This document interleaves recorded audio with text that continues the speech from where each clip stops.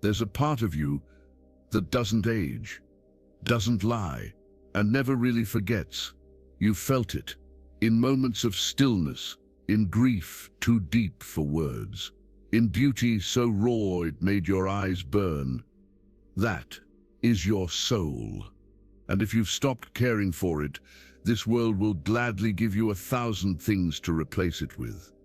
But none of them will fill what you've lost. So, why don't we talk about your soul?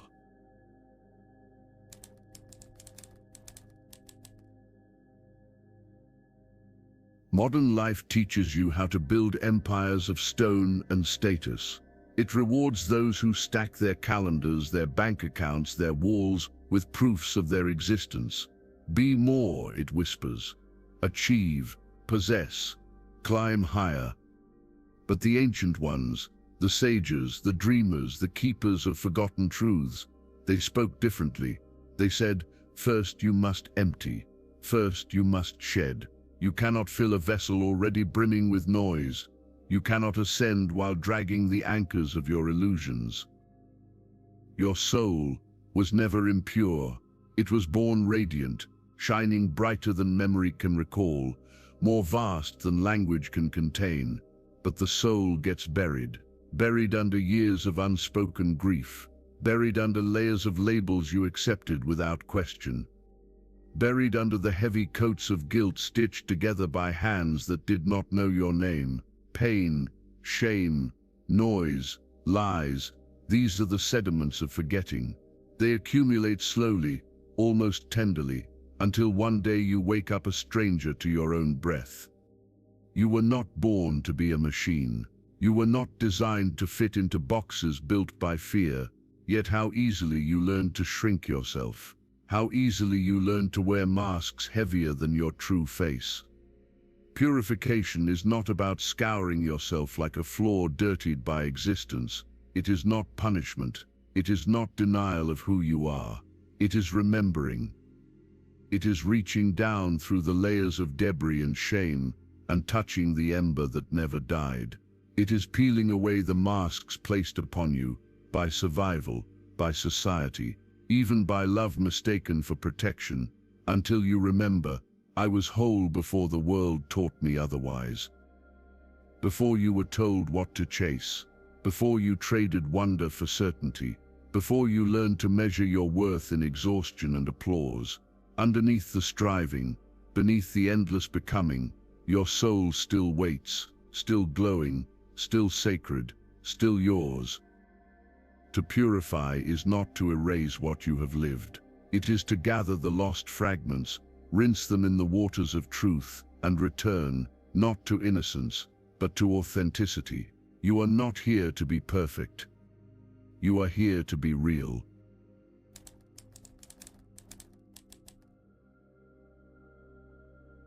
Across the oceans of time, across deserts kissed by the endless sun, through mountain passes veiled in mist, through temples lost to moss and silence, the same whispers traveled.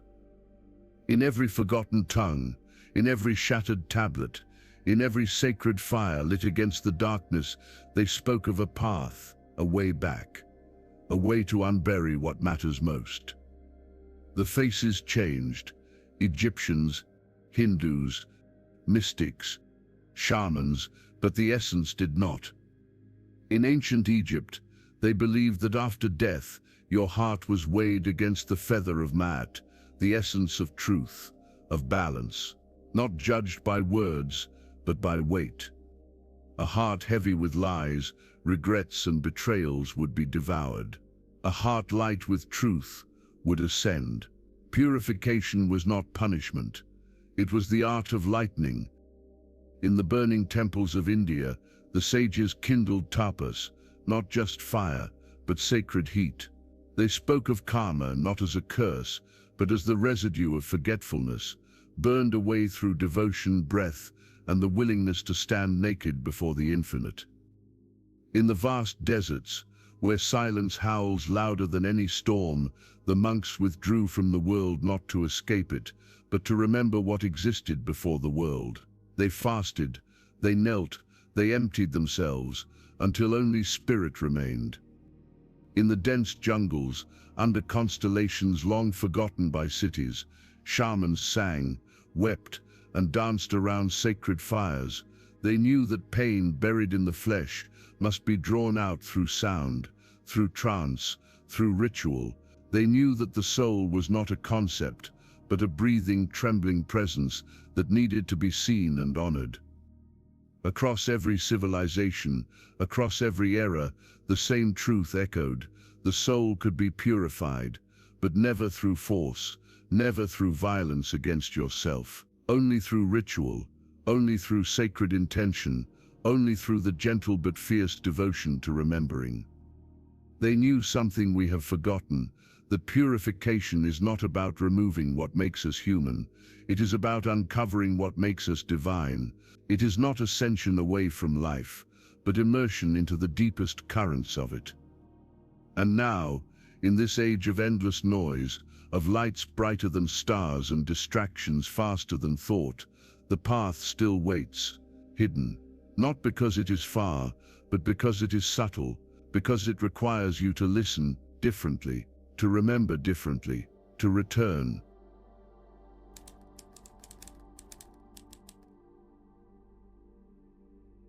Before you now stand 4 ancient gates. They are not made of stone or gold. They are carved in the fibers of existence itself. You cannot walk through them with your feet. You cannot see them with your eyes. You can only cross them with your awareness, your willingness to remember. These gates are older than civilizations, older than any written word. They were known to the first breathers, the first dreamers, the first who dared to listen to the silence inside themselves. And today, they open again. For you. Water, the ritual of release. Water has no pride. Water does not resist. It moves through stone. It carries worlds on its back. It remembers nothing but flow. In the ritual of water, you are invited to surrender. Cry, not with shame, but with reverence. Let your tears be sacred offerings, dissolving walls built from fear. Bathe not to cleanse your skin, but to wash the heavy layers from your soul. Stand before a river or a sea if you can, and imagine every regret, every unshed grief, flowing out of you and into the vastness beyond. Water teaches that nothing must be forced away. It can simply be carried when you allow it. Fire, the ritual of transformation. Fire devours, but it also births. It is the sacred force that consumes what no longer serves and offers back only purified ash, fertile and free. In the ritual of fire, you are invited to transmute. Write down what you still cling to, fears, labels, stories that suffocate you. Offer them to the flame. Watch the paper curl, blacken, vanish. Feel how the fire eats illusions and leaves you lighter. Understand, fire does not destroy you. It reveals you. Air, the ritual of breath. Breath is your first language. Before you spoke, you breathed. Before you feared, you breathed. Air is the unseen bridge between your flesh and your spirit. In the ritual of air, you are invited to listen and to speak differently. Inhale deeply, not as habit, but as invocation. Imagine each inhale pulling in clarity, memory, divine presence. Exhale slowly, as if releasing centuries of noise. Let go of every belief that weighs heavier than truth. Practice sacred speech. Speak only what uplifts, what heals, what liberates. And in your silence, allow the winds of your own soul to be heard again. Earth, the ritual of stillness. The earth has carried you every moment of your life. Yet how often have you remembered it? In the ritual of earth, you are invited to return home. Sit down. Let your weight settle without resistance. Feel the pull beneath you, a magnetic song sung by stone, soil, and seed.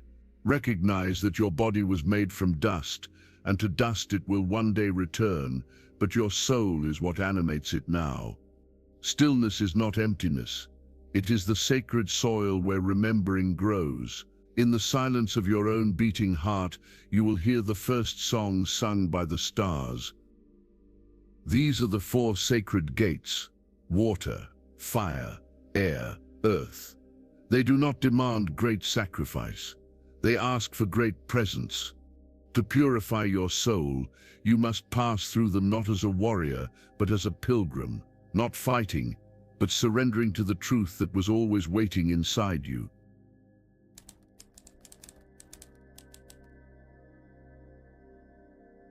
You do not need a temple. You do not need a mountain peak, a guru, a golden robe. You do not need to abandon your life and start anew. You need to ritualize the ordinary, because the sacred is not hidden in some distant realm. It breathes beside you, in every unnoticed moment you rush past. Drinking a glass of water can be purification, if you do it as if tasting the memory of ancient rivers. Eating can be purification, if you bless the soil, the hands, the rain that carried the seed to your plate. Breathing can be purification, if each inhale is gratitude, and each exhale is release. Wake before the world drowns itself in noise. Listen to the sky turning pale. Greet the dawn not with urgency, but with reverence. Move slower, not to waste time but to stretch it. To remember that you are inside the miracle, not racing past it. Forgive, even when it burns, even when the mind insists on remembering the wound. Forgive not because the past deserves it, but because your soul does. Speak kindness aloud, even if your voice shakes. Tell your reflection you are willing to come home to yourself, even if the words crack and falter. Walk barefoot on the earth. Let the soil remember your feet, and let your feet remember the stars from which you fell. These are not habits, they are not disciplines. They are technologies of spirit, ancient mechanisms designed to recalibrate the frequency of your being. Every sip, every breath, every step, an invitation, a doorway back into alignment with the deeper currents moving beneath the surface of life. You are not trying to escape your life. You are trying to inhabit it fully, soul first.